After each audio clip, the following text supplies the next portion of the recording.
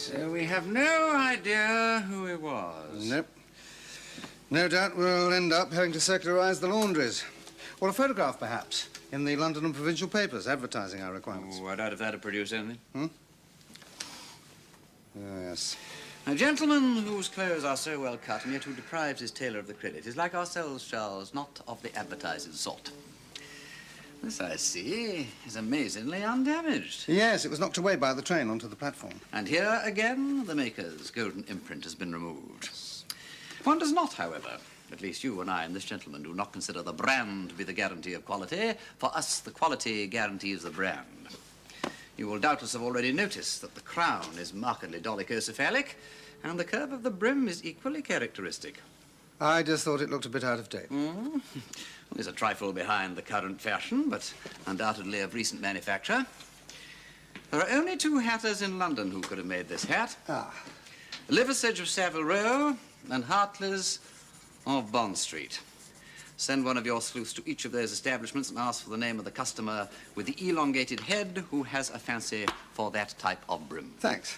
I rather thought you might be able to put your finger on either the tailor or the hatter. And while you're tracing the owner of the silk hat, I think I shall have a chat with Mr. Tallboy's stockbroker. Tallboy? Is that the chap that leaves bundles of treasury notes lying around all over the place? That's the laddie. Well, I'm surprised he's got anything left to stock broke. Which is one very good reason why I want to talk to him. And he is a Mr. T. Smith of 127 Old Broad Street.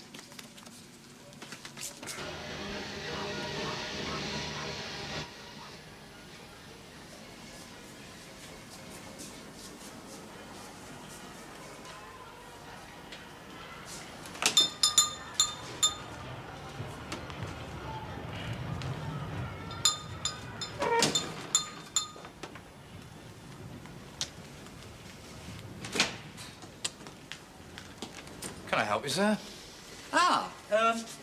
This is 127 Old Broad Street. That's right, sir. Oh, well, I'd like to speak to Mr. Smith, if I may. Mr. Smith doesn't live here. Well, perhaps you'll be kind enough to let me leave a note for him. Really, if I've said it once, I've said it 500 times. There is no Mr. Smith here and never was to my knowledge. Oh, yes, well, I did rather wonder when I saw Cummins on the door. If you're the gentleman who addresses those letters here, I'll be glad if you'd take that for an answer. I'm sick and tired of handing them back to the postman. Well, I don't know Mr. Smith myself.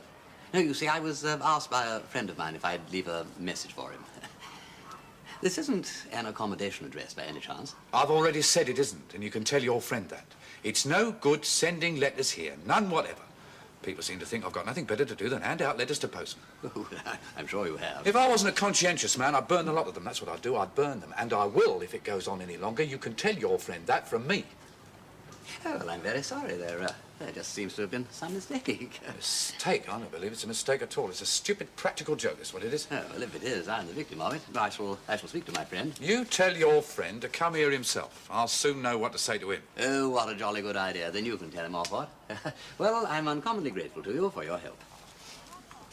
If your friend should turn up, what name will he give? Milligan. Mr. Milligan. Milligan? Mean anything to you? Should it? Well, he told me to come and see you for a spot of the doings, if you know what I mean. I don't know what you're talking about. I've never heard of this Major Milligan, and I don't want to. I think you'd better go now. Yes, of course. Well, good day to you. Incidentally, you're absolutely right. No, my mistake. He is a major.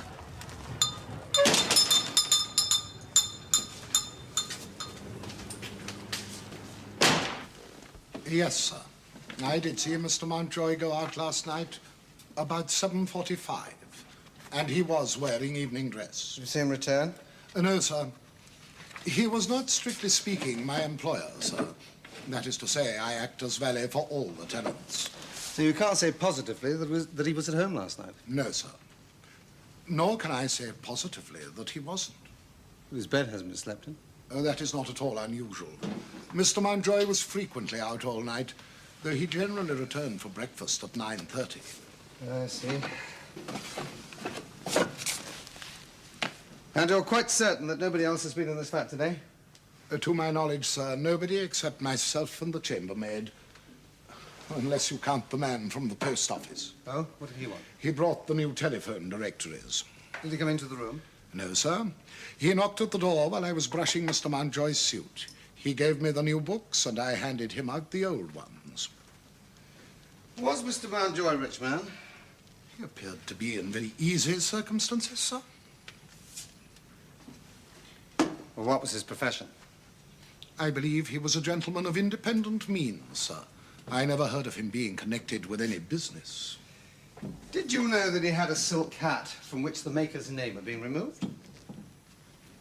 Had he, sir? No, I can't say I'd noticed. Really? Well, I suppose it's the sort of thing that's easily overlooked. How long had he lived here? About 6 or 7 years, I believe, sir. I've only been here 4 years myself. And when did he purchase the hat? About 18 months ago, sir, if I remember correctly. As long ago as that? I fancied the hat looked newer. He didn't wear it more than once or twice a week, sir. And Mr. Mountjoy never troubled about the fashion of his hats. There was one particular shape he fancied, and he had them all specially made to that pattern. Yes, I know. I've spoken to his hatter. Tell me, did Mr. Mountjoy roll his own cigarettes? I never saw him do so, sir. He smoked Turkish Abdullahs as a rule. So he did. Well, thank you, Mr. Withers. As you probably gathered, there will have to be a police inquiry into Mr. Mountjoy's death. So if I were you, I'd say as little as possible to any outside person. I quite understand, sir. And you're quite certain that nobody else has been in this flat? Quite certain, sir. I see. Thank you. That's all.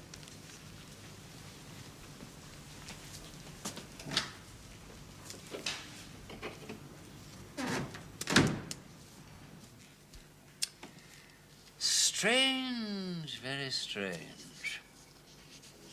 Have you inquired into Mountjoy's income? Yes, he had a regular investment income of about £1,000 a year, but no irregularities.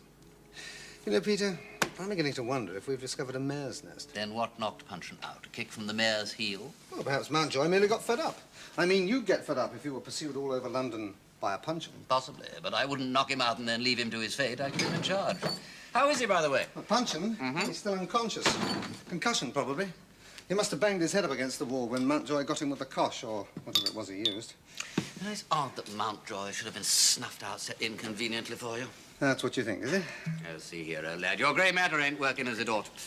Are you tired at the end of the day? Do you suffer from torpor and lethargy after meals?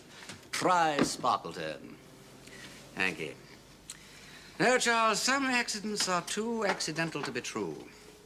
When a gentleman removes his tailor's tab and takes the trouble to slice his hatter's imprint away with a razor, then goes skipping about from Fleet Street to South Kensington in his dress clothes in the middle of the morning, he has something to hide. And if he tops off his odd behavior by falling underneath a train without the smallest apparent provocation, it's because somebody else is interested in getting things hidden too. And the more risks that somebody else takes in the process, the more certain it is that the thing is worth hiding. Cheers. What are you grinning at? You're a great guesser, Peter. Would it surprise you to learn that you're not the only one? No, it would not. You're holding out on me, Charles. What is it? A witness to the assault. Someone on the platform. A witness? Yes, a woman. A woman? Ah, a middle-aged hysterical spinster. Exactly. We didn't get much sense out of her for about an hour or so. And we weren't inclined to believe her at first, but she said she saw Mountjoy being pushed. No, tripped, to be accurate. By whom? Well, the description could fit 50,000 men. Nondescript is what it amounts to. But the point is, Peter, why? Why did Mountjoy have to be suppressed? Wait a moment, Charles. He must have been going to fetch the dope when friend Puncheon butted in. He obviously collects the stuff himself in bulk, then he parcels it out into smaller packets before he hands it on to Milligan. Then why have none of the gang tried to get into the flat to remove the evidence? This chap, Cummings, you say he knew Milligan's name? Well, he certainly did. And Tallboy's mixed up in it somewhere, too. I inquired at the returned letter office, and they told me that a letter for Mr. Smith was delivered and returned to them regularly every week. It never carried the sender's name, and when opened it was either empty or contained just a blank sheet of paper. I must say the post office Johnnies were uncommonly helpful when I mentioned your name. It's one thing being the post office? Charles, what imbeciles we have been. Of course. Where do all good telephone directories go when they die? Telephone directories? The pulping mills, probably. Peter, what? Charles, they did remove something from that flat, and that something was where Mountjoy kept his secrets. You mean in the telephone directory? Precisely, Charles. Telephone directories in the plural. And since when, old Parker Bird, has the post office taken to exchanging both telephone directories, the A to K and the L to Z, at one and the same time?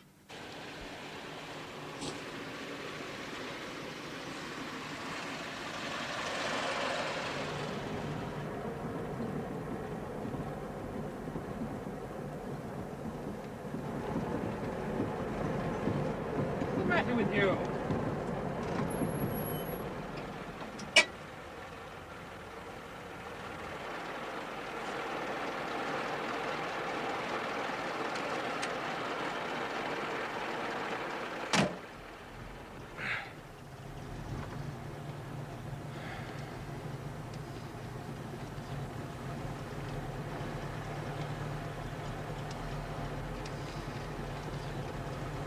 I don't like being summoned to meet anyone. I think in future... I had a visit today from a friend of yours. Oh, That's for you to tell me. He said you'd sent him. I didn't. I hope you haven't been trying anything foolish, Major Milligan. I did warn you. I give you my solemn word. Well, I wouldn't know where to send anyone. I don't even know who you are. He knew your name. He knew what business we were in. Now, I want to know who he is. What did he look like?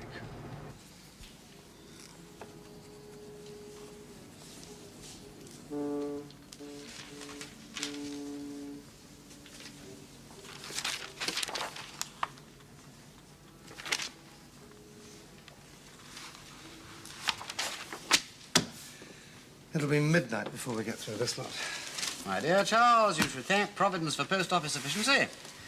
If the last official exchange of the L to Z volume hadn't been executed a fortnight ago, our masquerading friends would have lifted the old one from underneath our noses and we'd have had no chance whatsoever of catching up with it. Do you seriously think Mountjoy marked his directories in some way or another? I seriously hope he did, Charles. 9 out of 10 people mark their directories, Peter. Count your blessings, old lad. We're lucky that this lot hasn't been pulped already. Temper, temper, temper.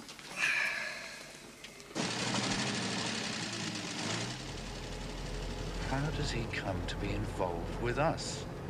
I have no idea. He's been seeing a lot of Diane, the de Montgomery girl.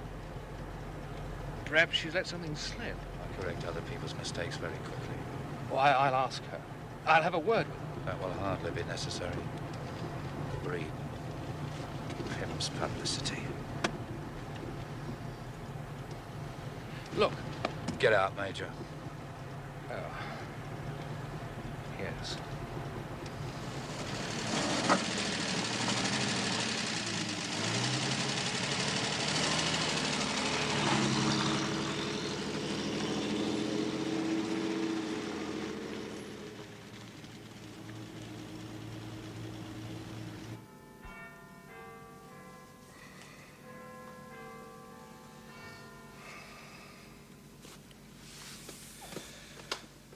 You know, Peter, I'm beginning to wonder if we're on the right track here.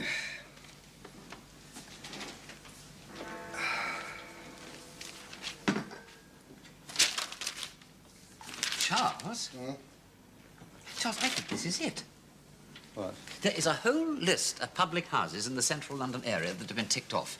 There are 3 towards the end of the L's, 2 in the M's, 2 in the N's, so on, so on, so on, and 2 in the W's. Look, see for yourself. Oh, the White Stag in Wapping, and the White Stoat in Oxford Street. I'll find me the next one. Oh, all right, well, next W after that is the... Good heavens. The White Swan in Covent Garden. Exactly. Well, just a minute. Why hasn't that one been ticked off? Because the post office had already taken that volume away. And I will bet you any money you like that in the new volume that the gang carried away, the White Swan was duly ticked off in turn. I'm not quite sure what you're driving at. Well, I'm making rather a long cast, but what I'm suggesting is this, that when the stuff comes up to London, it is delivered to whichever pub stands next on the list in the directory. You mean 1 week it'll be a name in the A's, say, for instance, the Anchor. Next week it'll be a name in the B's, Bricklayer's Arms. The following week in the C's, and so on through to XYZ. And the people that have to call for their dope wander into the pub indicated where it is passed to them by the bed distributor or his agent. Good Lord.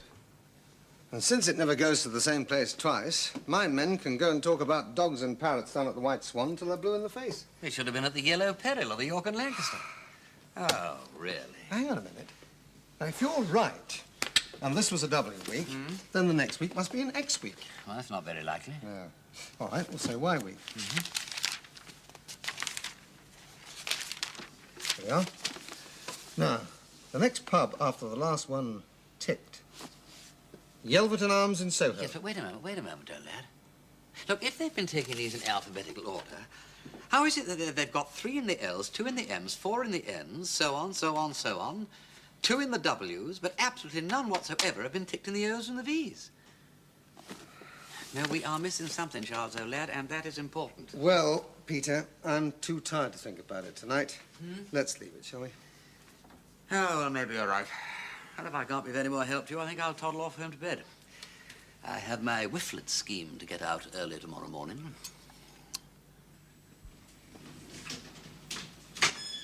Good night, Mr. Pym. Good night.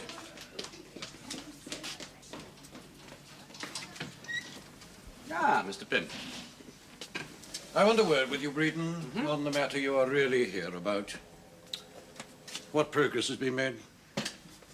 Well, so much, Mr. Pym, I don't see how I can take even you into my confidence. I happen to be employing you. Well, it ain't a matter of employment now, I'm afraid. It's a matter for the police. Police, I don't want any scandal. Possibly not, but I don't see how that could be avoided if the thing comes to trial. Look here, Breeden, I don't like your behavior. I put you in here as my private inquiry agent. I admit you've made yourself useful in other capacities, but you are not indispensable. If you insist on exceeding your authority... You could sack me, of course, but would that be wise? But damn it, can't you give me some idea if your suspicions point to any particular person? I'm afraid I can't, Mr. Pym. A few days ago, I thought I knew. But new facts have come to my knowledge that suggest that it might be somebody else.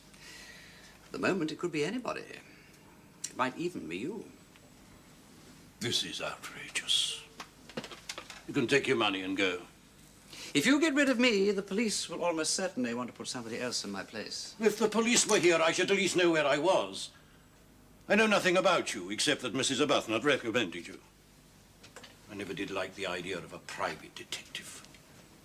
Switchboard, this is Mr. Pym. Yes, I am speaking from Mr. Breeden's office. Will you please get Scotland Yard on the phone and put the call through to me here? In view of your uncooperative attitude, Breeden, I have no alternative. When the call comes through, ask for Chief Inspector Parker and tell him that Lord Peter Wimsey would like to speak to him. He'll understand what it's about. What the... I'm sorry, Mr. Pym. I didn't realize that Mr. Breeden was in conference. I remembered leaving these here. Good night. No, no. How long was... Well, talking of cigarettes, would you care for one while you're waiting?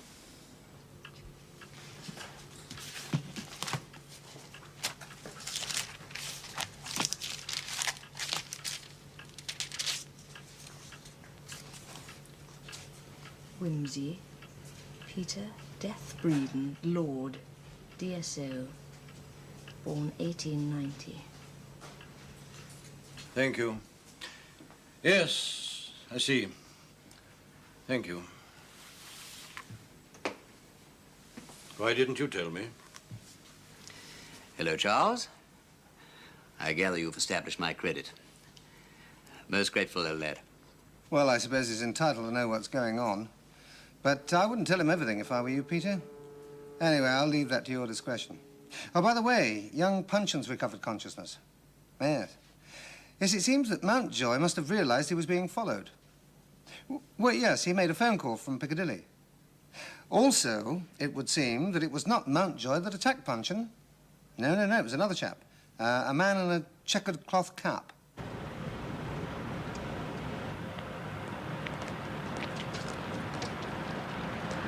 Taxi!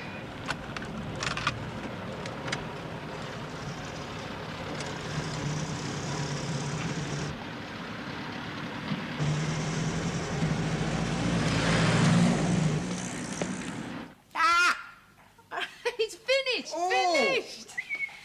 Look, Peter, I know accidents can happen, but you really got to try and be more careful. I shall, Polly, I shall. Of course, Tallboy could merely be the cat's paw for somebody else. Mr. Pym, perhaps he's rich enough, isn't he? No, Charles. No, I don't think it's Pym. Not unless he was trying to find out through me exactly how much Victor Dean really knew. But what I cannot get over, you know, is what Milligan said, that the whole show is being run from Pym's.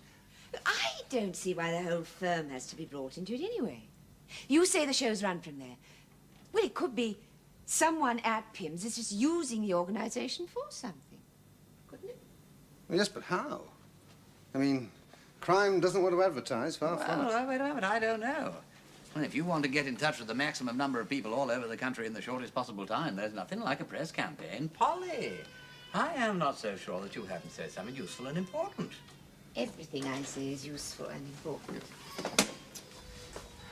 Just think it over while I see the children. You know, we could perfectly well afford a nurse. Don't worry, Charles. When she wants a nurse, she'll ask for one. Seems to me, Peter, you'll be wanting a nurse if you want to avoid any more accidents. It wasn't an accident, Charles. What? Well, I didn't say it because I didn't want to alarm Polly. That taxi came straight at me. The driver was a repellent-looking individual in a checkered cloth cap. The devil, I'll get onto that straight away. No. Don't. You'll only give the game away. Once you've made your arrest and the gang's been rounded up, our repellent individual will be harmless. Well, I don't really like leaving it that long, Peter. It may not be too long, Charles. In fact, I think that I'm close to something. Right. Look, come and sit over here. Now, look at this.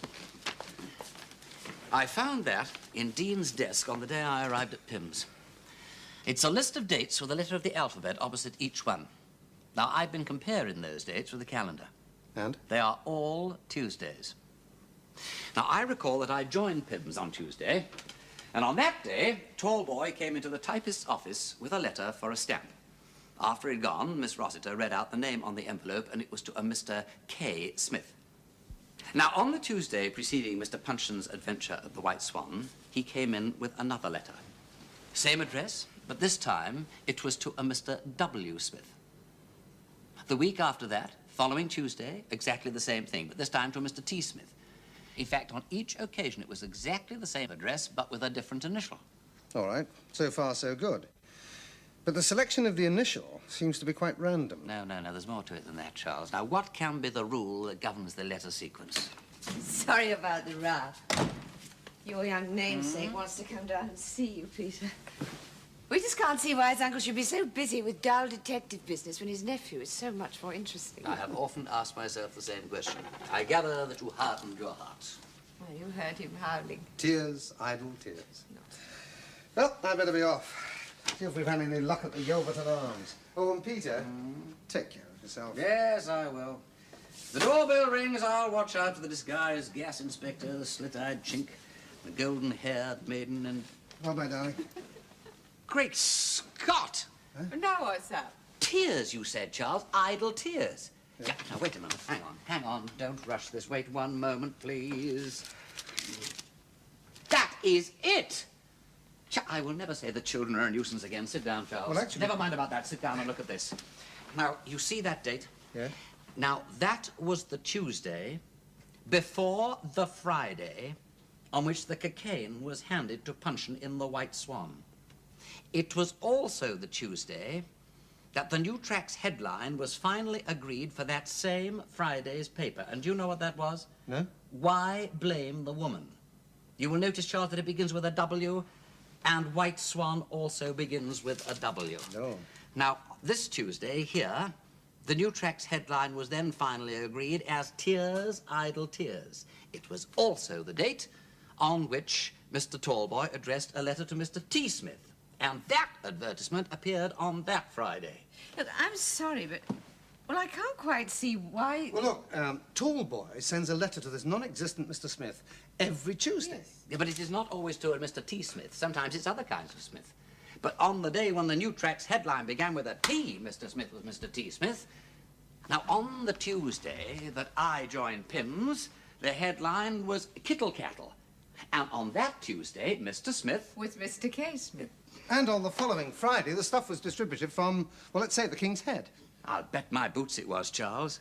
And on the day of the great new tracks row, the headline was altered at the last moment. Something went wrong with Milligan's supplies. It never turned up. Good Lord. Do you know, Peter, I believe you're onto something Do here. you, Charles? So do I. Well, now, wait a moment. Now, look. Now, Cummings gets a letter. He looks at the initial on the envelope. He then sorts and passes it back to the postman. He then gets in touch with his head distributor, who gets hold of the dope.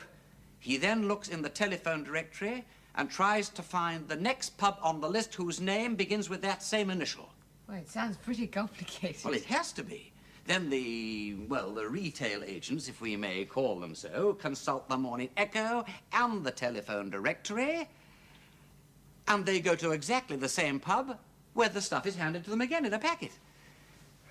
You know, poor old Puncheon must have, well, I don't know, he must have sort of accidentally mentioned some code name or another. So the dope is not distributed in alphabetical order? No.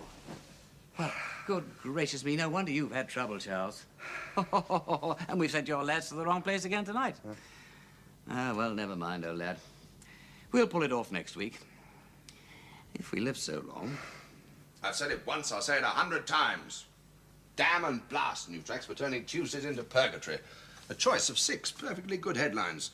And they still can't make up their minds. Well, which is the least unfavored so far?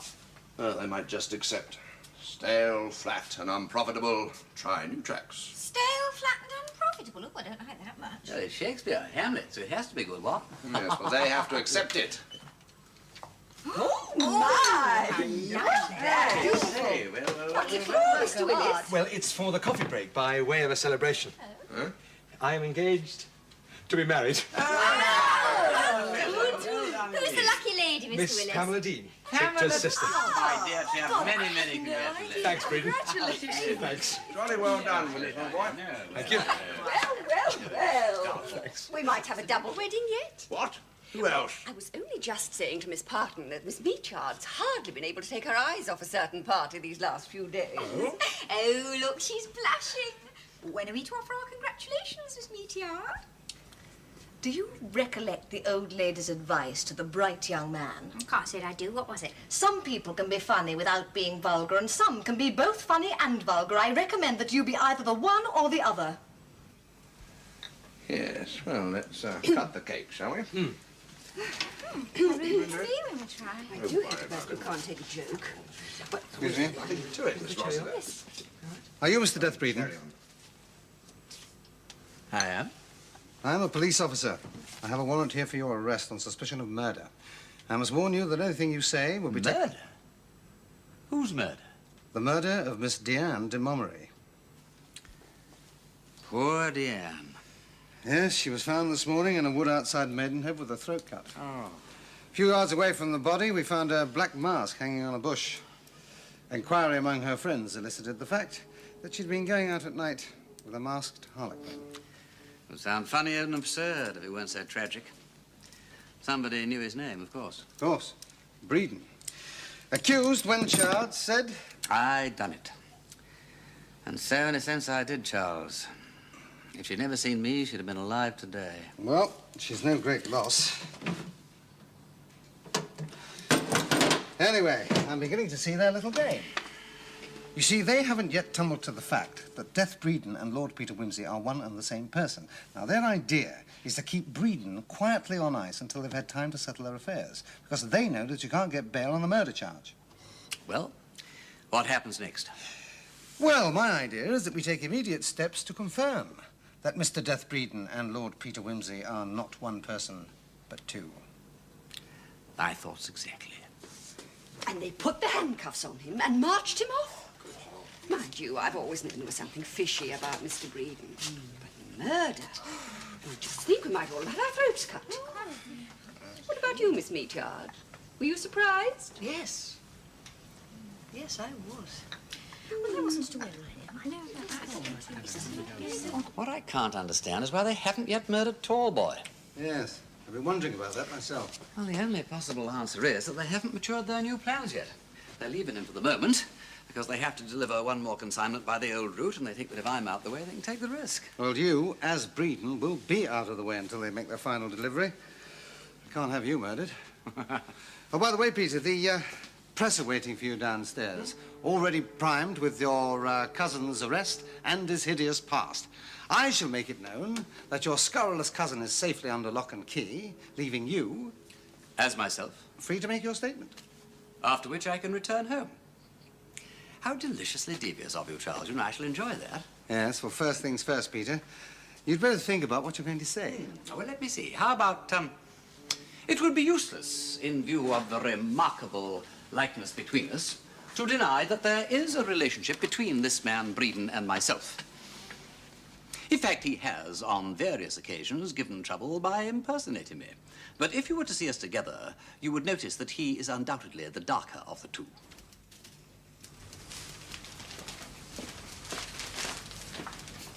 You can't help feeling sorry for that nice cousin of his, arranging Mr. Breeden's defence and everything after all the trouble he's caused. Ooh, and listen to this. Breeden had recently taken a post in a well-known commercial firm and was supposed to have turned over a new leaf. That's us. My. No wonder Mr. Pym's phoned in to say he's not well.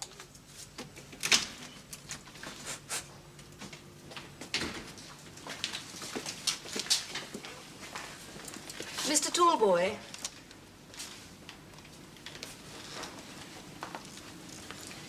There's something I think you should know. Hello, Peter? Yes. Yes, we're all ready to go. Yes, we've intercepted Tallboy's letter to Cummings. It was addressed to Mr. S. Smith. That's right, S for sugar. Now, according to the telephone directory, that means the Stag at Bay, Drury Lane. Well, of course I'll let you know what happens. You'll be at the flat, will you? Yes, I'll be here. Splendid. Oh, and Charles, good luck, old lad.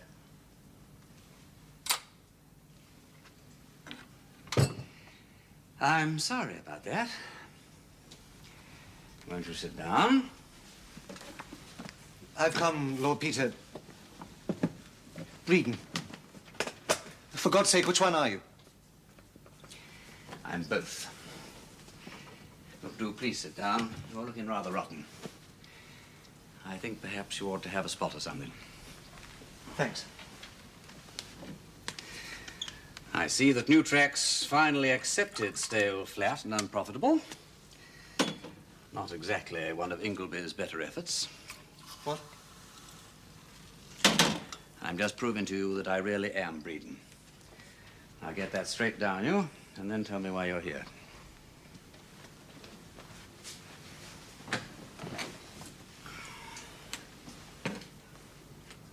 I came because I couldn't stick it any longer. I came to tell you all about it. Well, I don't think there's very much that you can tell me. It's out of my hands now, at any rate. Well, I suppose I'm rather glad in a way. If it wasn't for my wife and child... Oh, my God. I've been a bloody fool. Well, we all of us have been at one time or another.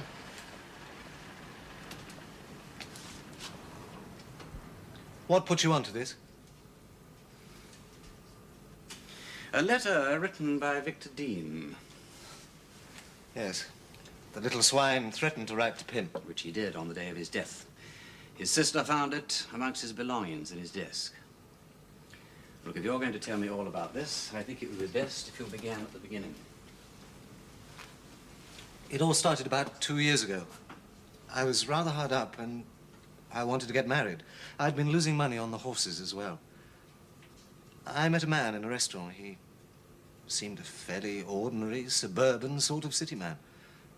We got talking. He seemed very interested in my job at Pym's. I believe I know him. I mentioned that I was involved with the New Tracks account. He listened for a bit, and then he asked me if I'd like to make an extra 1,000 a year. Tempting offer. In the state I was in? It all sounded very innocent. I mean, it didn't sound criminal. He said that if I let him know every Tuesday the initial of the new track's headline for the following Friday, I would be very well paid for it. Didn't you ask him what he was paying for? Yes, of course. He said that he was fond of having a bet on one thing or another with some friends of his. His idea was to bet on the initial of the headline. I see. So he would be betting on a certainty as often as he liked. Not actually criminal, but dirty enough to require secrecy. And you fell for it. Yes. We arranged a code. I sent him a letter. Yes, I know about that. I fell for it. There's really no excuse. I was damned hard up. I suppose I ought to have guessed that there was more to it than that. But you didn't want to guess. Perhaps not. And then somehow Victor Dean found out. First of all, he wanted 50-50, and then he demanded more. If he'd split on me, I would have lost my job as well as the other money. My wife was going to have a baby, and I was behind with my tax, and... And then there was the Vavassar girl. And I got mixed up with Ethel. One day, I decided I couldn't stick it any longer. I told him I was going to chuck the whole show, and he could do as he damn well pleased. And then he told you what it was all about. Dope. He said that I could very easily get 12 years penal servitude for helping to run the dope traffic. Dirty, very dirty. Did it ever occur to you to turn King's evidence and give the whole game away? Yes. You know, well, I was terrified. I couldn't think properly. But I told him that that was what I was going to do. He said he'd get his shot in first and write to Pym that very day. I begged him to hold off for a week or two while I thought things over. Well, I thought things over. And you decided that Victor Dean was a wart and the world would be a better place without him. One day I saw Miss Rossiter with Ginger Joe. She'd caught him playing with a catapult, so she confiscated it and put it in the drawer of her desk. I'm a good shot with any kind of a missile. I realized how easily a man could be plugged through the skylight as he was going down the iron staircase. If the blow didn't kill him, then the fall might.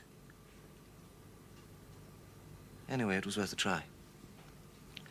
I pinched the catapult from Miss Rossiter's desk during one lunch hour, and during the next few days, I tried some practice shots. Then, one fine, bright day, when all the skylights were open, I rang up Dean on my telephone, pretended I was ringing for Mr. Armstrong in the conference room, told him to bring down some copy and the Times Atlas.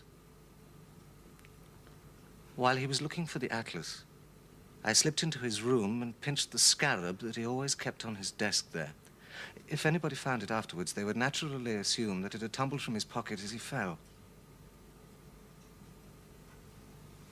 Then I went up onto the roof and I waited. And when I saw him,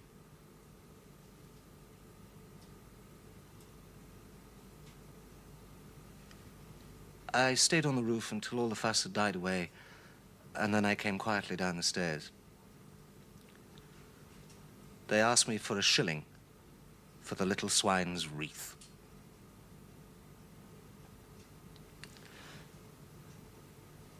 And then you came along. You started talking about catapults. I got badly frightened. And then one night outside this flat, you tried to dispose of me.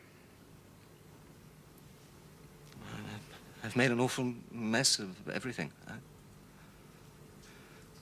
Wimsey, how much of this has got to come out? Oh, everything, I suppose. Even the Vavassar girl? I don't know. You didn't fall for my impressive arrest, I take it. Oh, yes, yes, I did. I believed in it implicitly.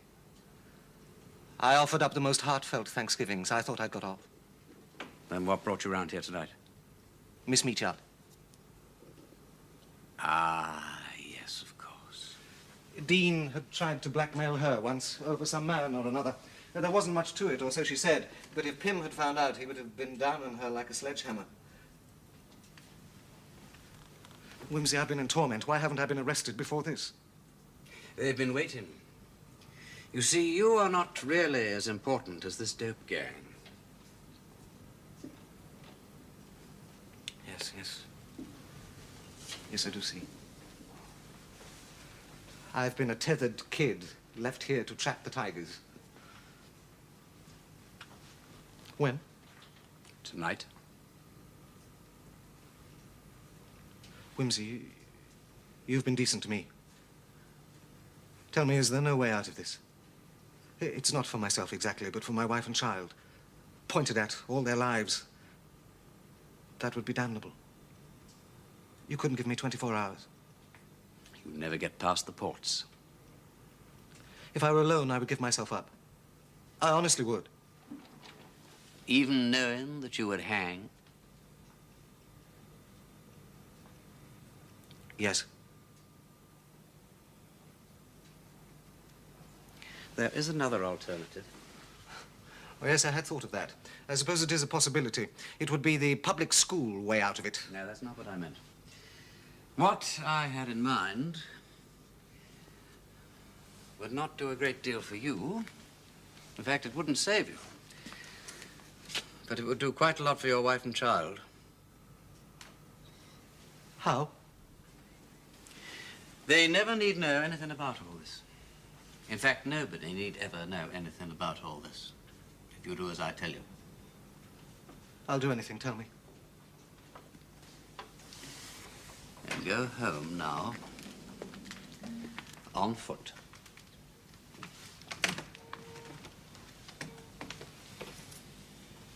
And don't look behind you.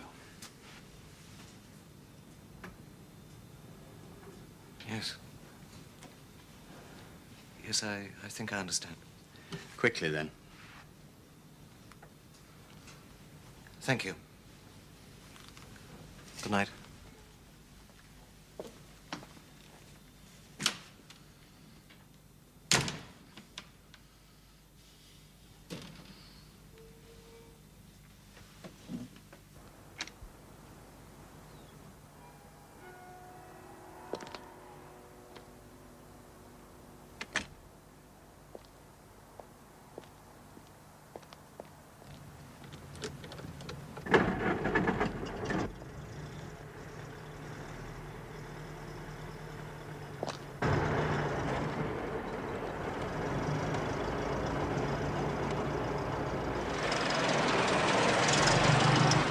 Peter, we bagged the whole crew. Picked up Cummings and Milligan, went down to the Stag and waited for the rest of them to drop into our arms. It went off beautifully. Oh, sorry. Careless of me.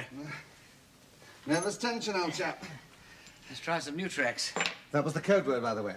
Oh. Anything to do with Nutrex. Yes, I rather thought it might be. No, poor old Punchman must have used it accidentally. Well, either that or he had his copy of the Morning Echo open at the advertisement. Anyway, it turned out that Cummings was the top dog of the whole show. As soon as we'd collared him, he coughed up the whole story, the mangy blighter. Oh, it's very satisfactory, Peter. All we have to do now is collar your murderer chap. What's his name? Tall boy? Tall boy. Then everything in the garden will be lovely. Oh, tougho. Look, I tell you what, I've got a couple of phone calls to make, then we'll go somewhere and celebrate. Look, Charles. No, not tonight, if you don't mind, old lad. Well, I don't feel much like celebrating tonight. Oh. You all right? Yes, I'm fine. Oh, all right then. Well, I hope you've been comfortable. Give us some more notice next time and I'll put a piano in for you. Bye-bye. Good night, old lad.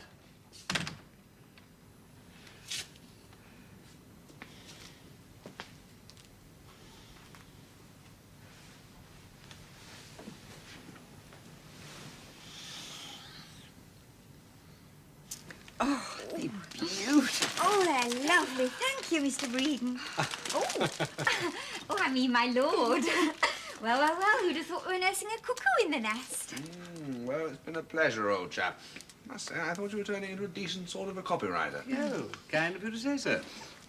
Well, I just dropped in to see if I'd left anything lying around, and, well, I suppose I've had to pop off now. Goodbye, ladies. Goodbye, my lord. Miss Bowden. Goodbye. Goodbye, Willis. Goodbye, Lord Peter. Remember me to Pamela. Yes, I will. Goodbye, Ingleby. Ciao. Thanks for all your help. Huh. Oh, yes, and, give this to Ginger Joe with my compliments, will you? Oh. I always said he was a gentleman.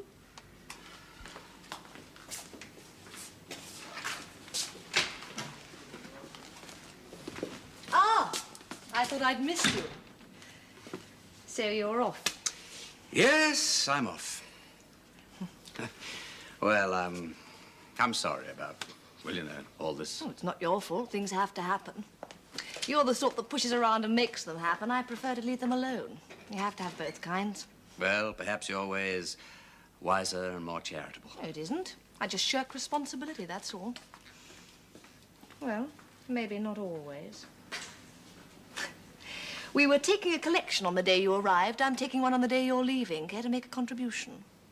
Oh, of course. Yes. Yes, I'd almost forgotten.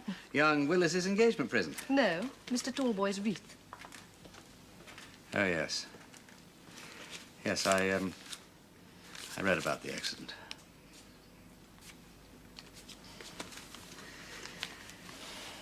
Goodbye, Lord Peter. Goodbye, Miss Meachard.